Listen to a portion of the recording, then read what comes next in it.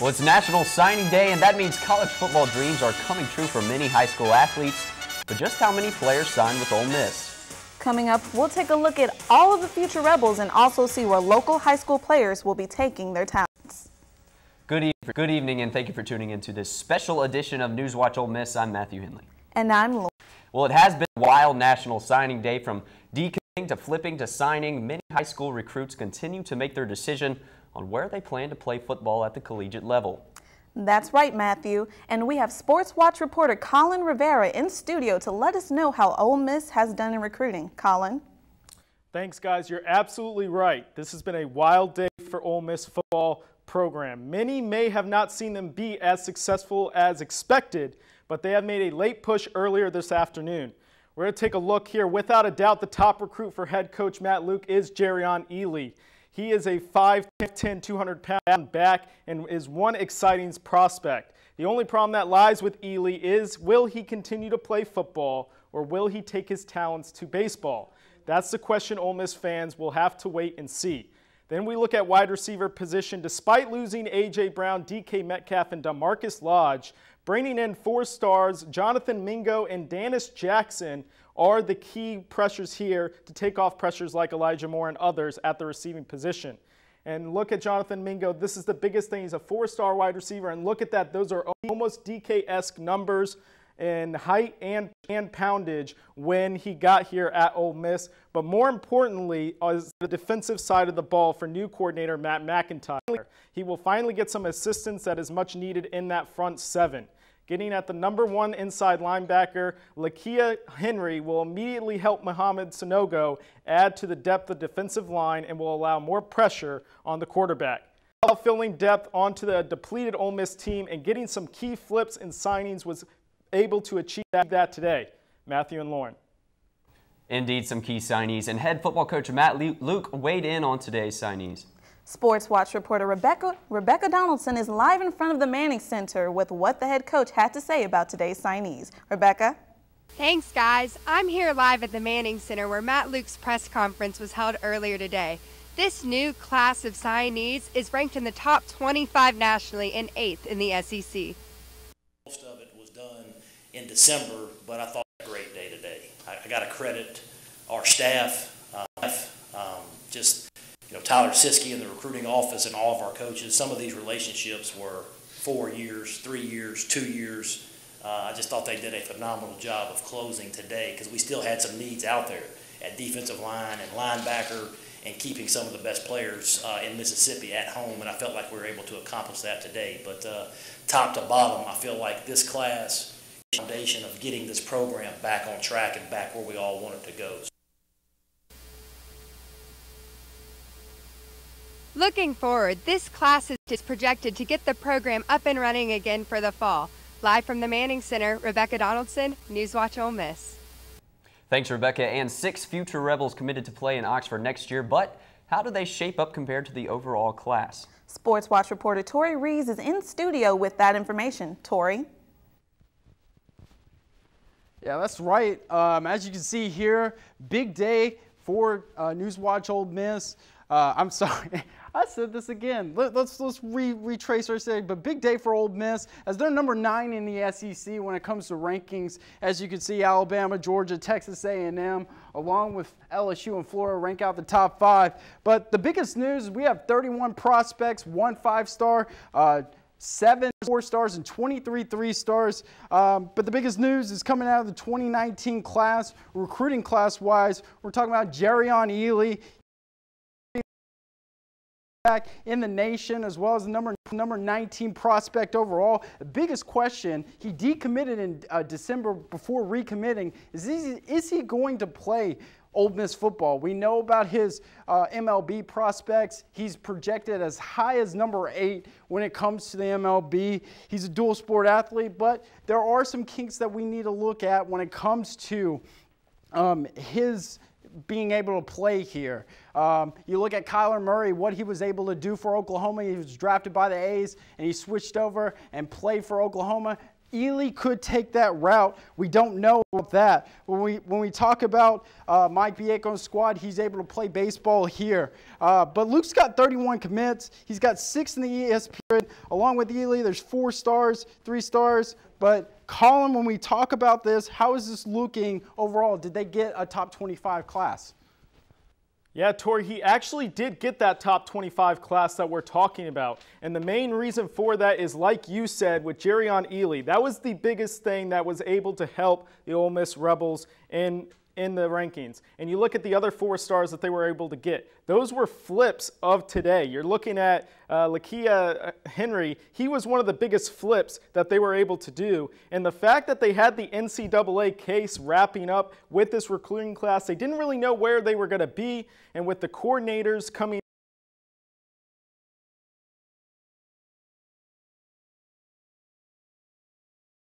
good. They're 22 nationally. That's really good for Ole Miss when you consider the absolute tornado that was going down in program. So you got to be really happy with that and how Matt Luke has been able to be extremely diverse, bringing his new recruits in and bringing this program in. Matthew? Thanks for that info, Colin. And over winter break, and if you didn't know, Ole Miss hired new offensive and defensive coordinators. Colin Rivera is here again with what both coordinators hope to bring to the table this upcoming season. Colin? That's right, Lauren. As I was building on, there have been massive changes at the coordinating position this offseason, but both coordinators feel confident coming in and are excited to be working with a lot of talent on both sides of the ball.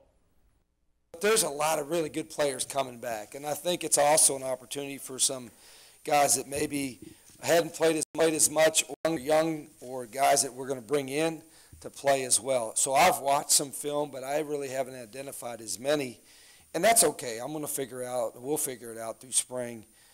Philosophically, scheme-wise, I don't like to, even though it's a system, I don't like to fit it into just one kind of category. Every coach will tell you this. I mean, we have to have a system and have answers that are built within the system. But at the same time, we have to be able to adapt to the skills of our players and not just the quarterback, even though that's a part of it. I've watched quite a bit of film on Ole Miss, and I think that they've got some good football players. And I'm excited to getting out there and working with them and seeing their maturity and see them work and see them do it.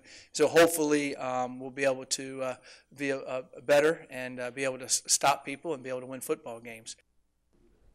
While Rich Rodriguez and Matt McIntyre have both been out of college football for some time, they have continued to emphasize that they are going to be ready to work and play in the SEC. Now, Tori, I'll ask you, how will these coaches impact their respective sides of the ball? Yeah, that's a good question, Colin. I mean, these big names, they've got a lot of experience. As you look at right here, Colorado, this is McIntyre's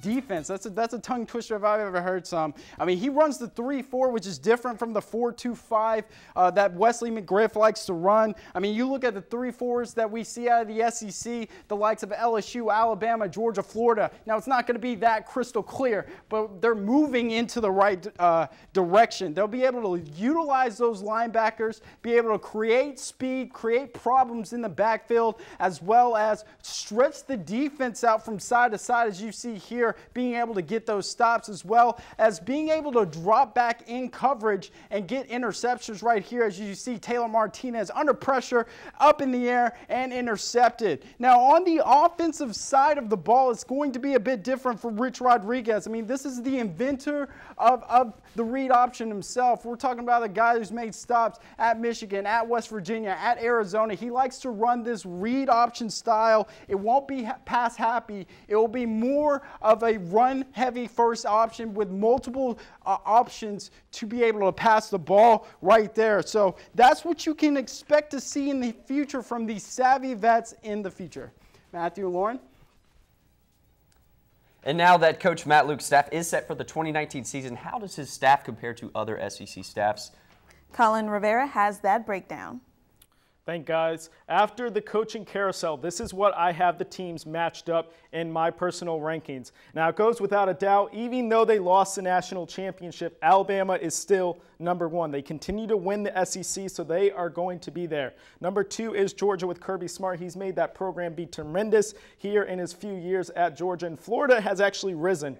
Under Dan Mullen, they've done completely a different 360 spin, and they are back on top. Texas A&M with Jimbo Fisher had a strong first year. Mizzou is my number 5 because of Kelly Bryant transferring from Clemson. I think that he will flourish under there no matter what. And Gus Malzahn is number 6. He has continued to show promise despite having the past couple seasons struggling. And there are your Ole Miss Rebels at 7. Now, I was debating between 8 and 7, but you got to think of the coordinator position. You got Matt McIntyre, won Coach of the Year. Rich Rodriguez also won Coach of the Year. So those are 2 coordinators as Coaches of the Year with Matt Luke. So without a doubt, they are number 7 in the top 10 for SEC. So that'll be very interesting to see. Back to you, Matthew and Lauren. Well, it's good to see you put Ole Miss in the top 10. Well, it's definitely been an exciting day for Ole Miss football. And coming up, let's see how the fan base is reacting. And with a top 25 recruiting class, stay tuned to see how many of these players are projected to make an immediate impact.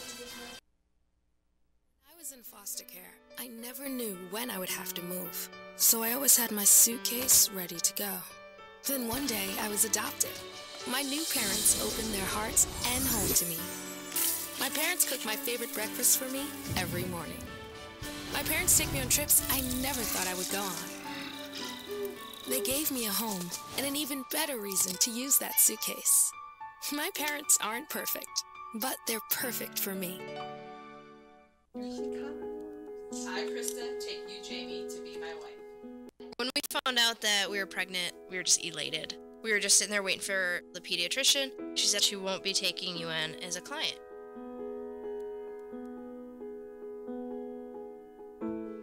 We are a lesbian couple, but she's just a baby. She's the one you're denying the service to.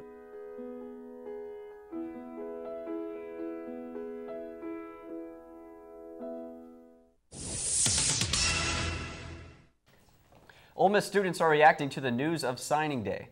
NewsWatch reporter Charisma Crump kept an eye on Twitter today and talked to some students about what they think. The talk around Ole Miss campus and on social media revolves around the football team and the recently recruited players for the season. I think Coach Luke is a very personable coach, and I think he will do a good job at recruiting, and everybody loves Oxford and Ole Miss, and usually that draws a lot of people. With constant updates of the recruitment from Ole Miss football, students are eager to see how the upcoming football season will turn out. Football player Scotty Phillips is excited to see how the team will work together with the newly recruited students. I mean, well, we got some great players coming back. I hear we got some big recruits that signed today. I'm just looking forward to getting to know everyone and getting to work with them. There have been many opinions about the outcome of this upcoming season, and Macy Holliday shares her view on it. I'm really excited about it. We should be good next year. I know we got a lot of good recruits that are signing today, and a lot of younger guys that are going to be doing good now that the seniors are kind of out the way for them to shine. Throughout this recruitment, there will be security working the event and managing this important process. Just make sure that everything runs smoothly, nobody gets too out of control. Students can keep up with updated tweets on the Ole Miss football team's Twitter as they continue to update their status on the recent recruited players. Charisma Crump, NewsWatch Ole Miss. And with the new recruits, are they going to impact next year's team, or will they be redshirted? Colin Rivera and Tori Rees are in studio to let us know what they think. Guys? Thanks, Matthew and Lauren. The first key question here, Tori, is, the segment is redshirt or allow them to be the talented stars that they are in high school. And we're going to start off with, without a doubt, the 5-star running back, Jerrion Ely. What do you think, redshirt or start him? Oh, I mean, this is a softball question if I've ever heard one. He'll be an immediate impact player. I mean, this kid is the real deal. We're talking about the #3 running back in the nation, smashing record books at Jackson Prep, and he's about as explosive as it gets. He'll be a third down workhorse kind of back. He can block, he can catch out of the backfield, and obviously he can run inside and outside. He has that great vision, that great breakaway speed that leaves defenders in the dust. Rich Rod will be waiting to use this new toy in his offensive side. I mean, look at the breakaway speed right there. Just putting the stiff arm just for show right there.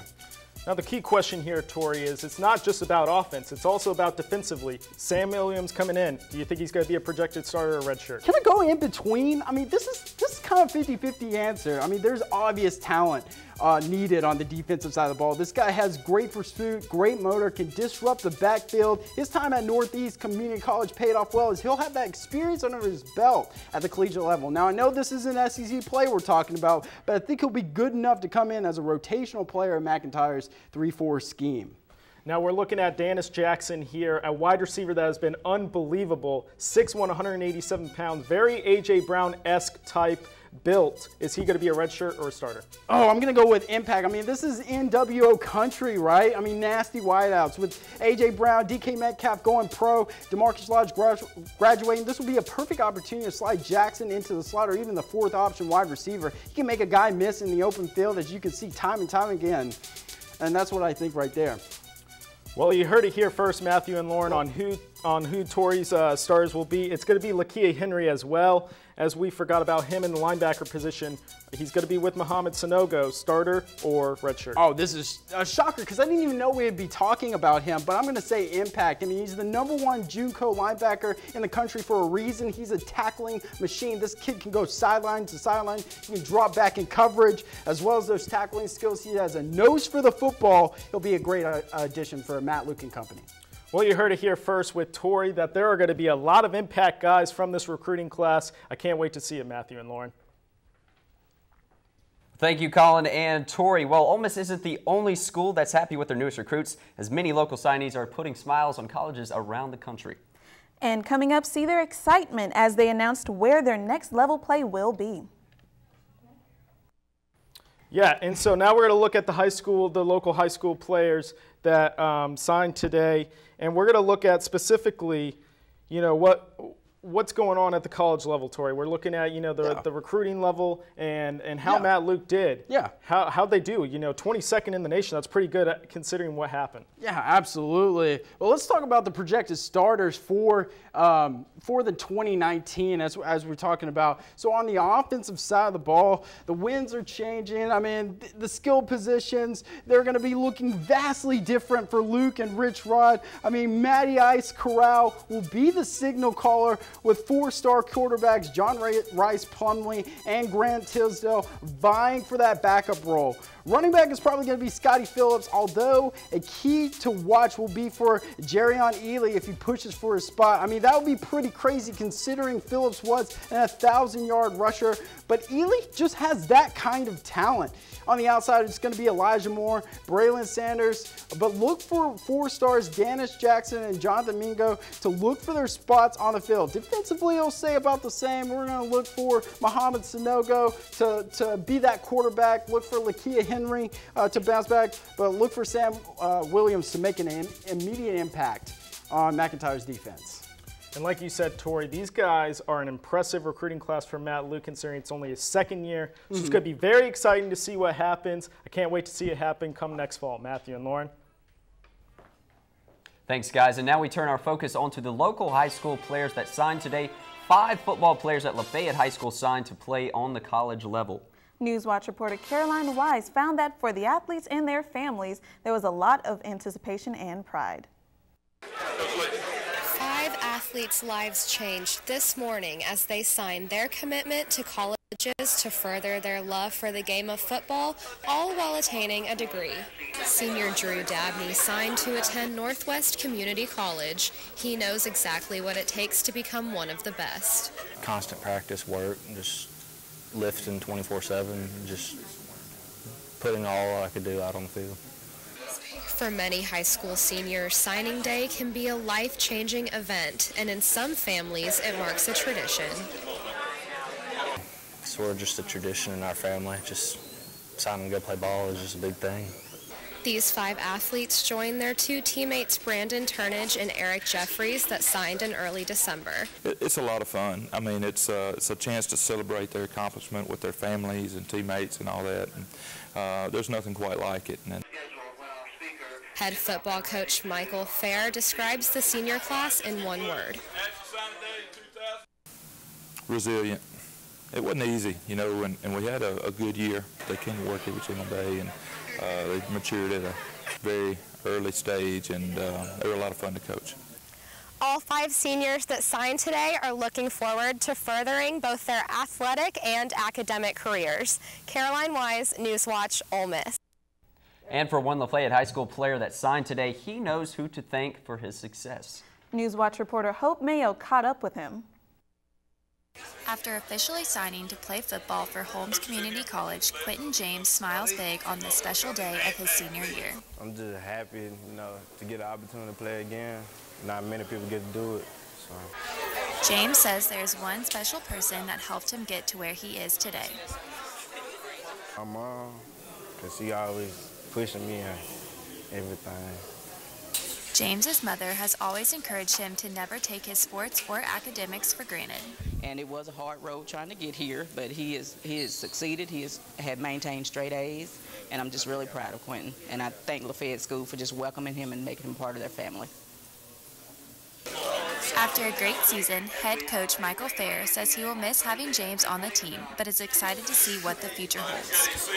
We ended up winning 9 games, and he was a huge part of that. He played several different positions, which shows his kind of, diversity and what he can, accomplish there. And he can do a lot of things. And every Friday night he would just come and say, Coach, whatever I need to do to help my team win is what I'll do. So it's always fun coaching guys like that. As Quentin wraps up his time as a Lafayette Commodore, he's thankful for the opportunity to play at the next level for Holmes Community College. Hope Mayo, NewsWatch Ole Miss. And on the other side of town, 5 football players at Oxford High also signed today. NewsWatch reporter Kennedy Glanzer was there as the athletes, families, friends, and coaches gathered together during the celebratory moment to support their loved ones. Oxford High School held its traditional National Signing Day bright and early this morning. This year, the signing class of 2019 has outstanding accomplishments, including a 25-12 record, 2 playoff appearances, and its first 6A playoff appearance in school history. The Oxford Chargers head coach Chris Cutcliffe supports his athletes as they get ready to depart for their future athletic endeavors. Our goal is just to continue to prepare all of our football players that go through our program for that next step. Whatever that is for them, whether that's playing college football, whether it's playing another sport, whether it's just attending college or joining the workforce, or we've had guys going to the military. We just want to set those guys up to be successful in whatever that next step is for them. Senior Ryan Lipscomb tore his ACL in October of last year, but the injury didn't stop the football player from completing his lifelong dream of signing a letter of intent to play football. Lipscomb signed to play at Northwest Community College with his family and friends surrounding him with support. It's been a dream of mine for a long time, trying to play the best I can, be the best I can, and hopefully sign somewhere one day and go play big ball. At Northwest, I'm looking forward to getting back and playing. Since my injury, I haven't played since the 5th week of high school ball, so just looking forward to getting back out there and balling out. The Oxford Chargers are happy to announce they had a total of 5 athletes sign letters of intent, including Ryan Lipscomb. The names of the signees include LaMarcus Faulkner, KT Owens, Dee Pegues, and Traven Sims. Despite the small numbers within the team, the players displayed courageous leadership skills. I thought that their leadership skills, despite the small numbers, were really impressive. And so that's what I would challenge them with, is to take what they did here and continue to build on it. I think their selflessness and their dedication to their teammates and to other people, I think, was inspiring to me. And so I would encourage them to continue to build on that as they move forward. Kennedy Glanzer, NewsWatch Ole Miss. Signed, sealed, and delivered, 4 athletes from Water Valley High School secured their future today as they signed to continue playing football at the next level. NewsWatch reporter Carson King caught up with the players and coaches on what this means to them. Friends and family celebrated with 4 players from Water Valley High School this morning who officially signed to continue their athletic career. 3 of the 4 signees are not done being teammates yet as they prepare for Itawamba Community College, but making their final decision wasn't easy. It was hard. I made my decision, then I had to decommit because I felt like the ICC was the best fit for me. It's what it felt like home, the people that's going to be around me, my academic success and all that stuff.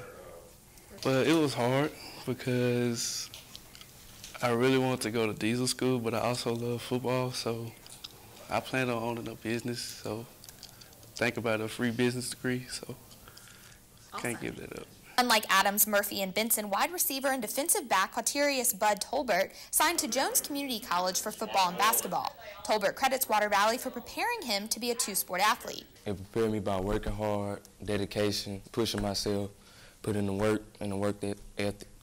Head coach Brad Embry highlights Bud's success in the 3A championship game that Water Valley just won for the first time in 28 years. Bud is a guy that just was a touchdown machine for us. Had 4 catches, 4 touchdowns in the state championship game. And what are the boys most fired up for? To go and play football again, I just want to hit somebody. That's all I want to do. Go ahead and win another ring, couple more JUCO, couple more to the next level, couple Super Bowls. I'm excited for the journey ahead, but I will miss Water Valley. Shout out to the Blue Devils. So what is Coach's takeaway? I'm proud of them, not just as their coach, but just to see them grow up. That's what I told them. I remember when they came in 7th grade and, just little kids and didn't know what they were doing. And, and it's good to see all the hard work pay off for them. I'm proud of them. And earlier this morning in this building right behind me is where the 4 boys signed their letter of intent. And although they'll always be Blue Devils in their heart, they're excited for what the future holds. Carson King, NewsWatch Ole Miss. Well, the long-anticipated day for many colleges and players has pretty much come to an end. There's been a lot of information to keep up with. So stay tuned for a recap and summary of the major headlines from the big National Signing Day. I'll never forget the day our landlord called and said, "Read your lease. No pets allowed." My owner tells him my dog ate the lease, but that didn't work. And now I'm stuck in a shelter. But this pit bull is ready for a new crib. I'm loving, loyal, and play well with others. So don't be intimidated by all my muscles, because the biggest one I have is my heart. That's right, I said it.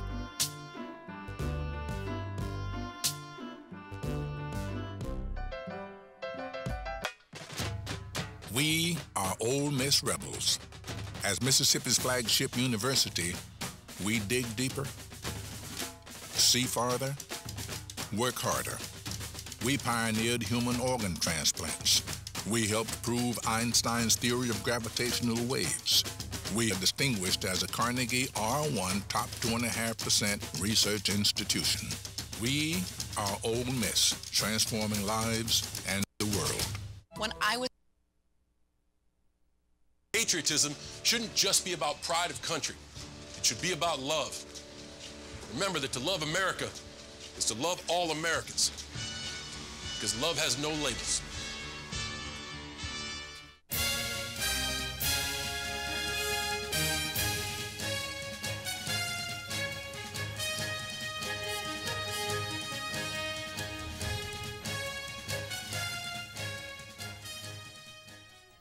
Welcome back to NewsWatch Ole Miss. I'm here with Tori Reese.